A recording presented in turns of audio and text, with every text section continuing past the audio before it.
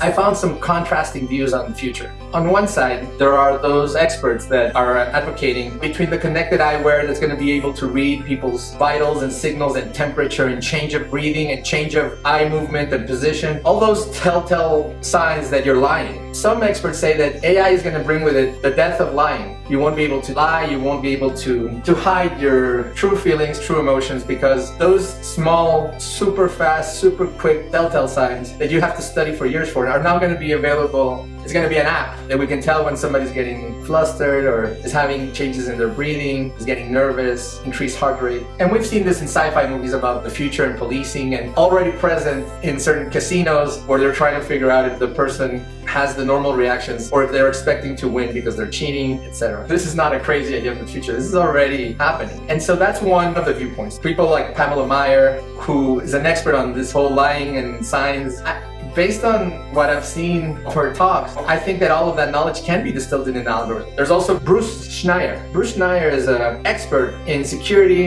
and security theater. Security theater is an interesting concept, but it's what you need to feel safe as a population. This is used very much at the Pentagon, White House, those types of levels. And when there was a big issue, a big pandemic, he was talking about, for example, in 1982, when somebody put poison in one of the Tylenol bottles, and all of a sudden all the Tylenol had to be taken off the shelves.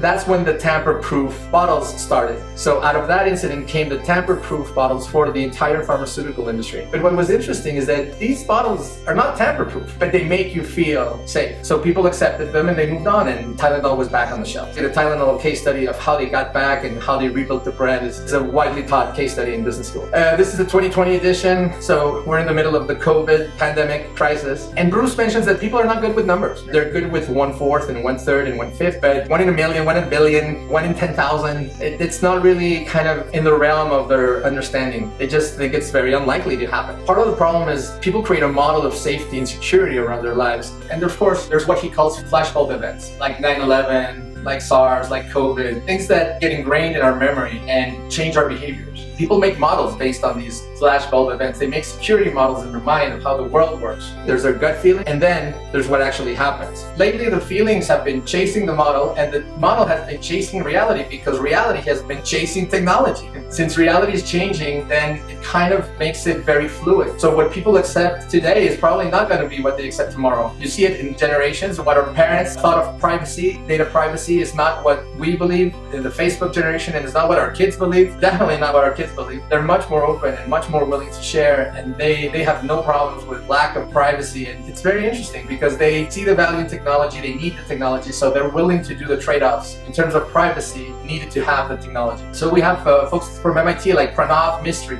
At some point, he was considered by TED one of the best 2 or 3 inventors in the world, and he was coming up with basically how we're going to use augmented reality and really getting into it back in 2009 when nobody was talking about AR at that level. He created a company called 6 Sense, and it's funny because the name, I love the name, 6 Sense. So we have 5 senses, and now technology comes in and offers us a 6th sense. So you know when people are lying. You have the superpower. You know when people are nervous. You know when people are agitated. And what is that going to do to human and interpersonal relationships? Is it going to increase our emotional intelligence, or is it going to make us colder? And we're going to develop techniques to hide from the algorithms. It's going to be very interesting. So I guess I would put Bruce and Pranav and Pamela on one side of the fence, and then on the other side, people like Zeynep Tufekci, and she's been invited 3 times to different TED Talks to talk about technology. She has a great way of distilling it into very simple concepts. In one of her talks, she really got into this whole, if we're creating a dystopia just so people click on ads. We've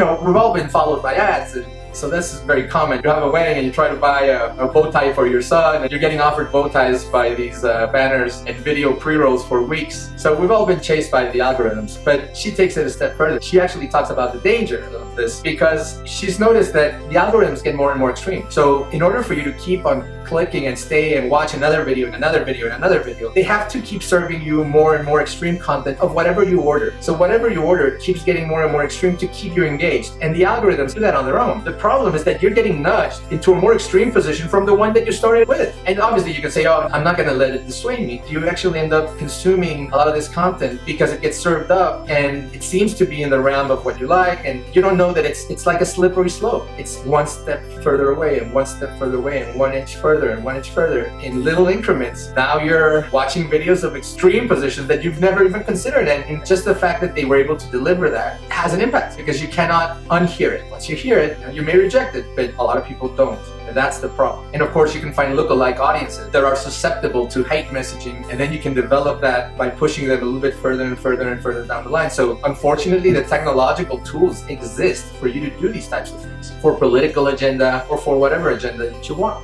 So which is correct? Zeynep basically says that Facebook and Google and all of these tech companies are great at being persuasion architectures. That's actually how she calls them, persuasion architectures. And they're great at being persuasion architectures, and that is why they're making a ton of money, and that's why they're the most valuable companies in the world. Or is Bruce and Pamela and Pranav correct in the sense that people will be able to detect lies and contempt and anger and frustration and be more empathic and be more in tune to what people actually need? Neither of these experts is actually saying that the future is going to be more empathic. But if you have all these AI assisted tools, this is where we make the leap forward. This is where we brainstorm. This is where we open our minds to the future. With all these tools available, why wouldn't we be able to do that? So if we can, any of us will. So yeah, if I have a tool available that's going to allow me to detect people lying and people getting nervous, am I going to download that app into my, into my connected glassware? Yeah, yes I will. So which is it? Where do you think that we will be in 10 to 15 years? Will technology assault us to the point that we get nudged in different directions without even knowing it, and we become more extreme versions of ourselves, polarized by the opinions that we get served by these algorithms? These,